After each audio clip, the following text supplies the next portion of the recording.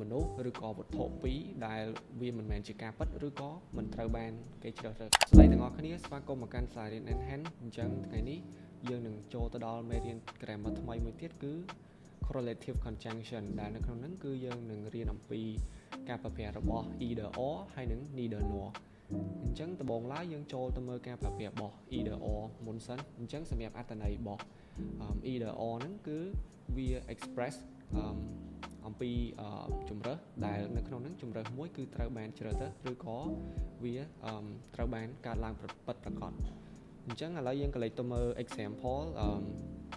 យើងនិយាយថា you can have either the black shirt or the white shirt អញ្ចឹងនៅក្នុងហ្នឹងគឺជំរើសរបស់យើងគឺ black shirt ឬក៏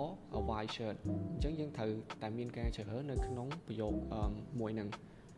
ហើយមួយទៀតសម្រាប់ការប្រើប្រាស់របស់ neither nor វិញគឺវាចង់បង្ហាញពីប្រយោគបដិសេធដែលថាមនុស្សឬក៏វត្ថុពីរដែលវាមិនមែនជាការពិតឬក៏មិនត្រូវបានគេជ្រើសរើស so យើងអាចកលេចទៅមើល example she can neither listen nor speak Chinese អញ្ចឹងបានន័យថានាងគឺមិនអាចនិយាយឬក៏ស្ដាប់ភាសាចិនបាននោះទេ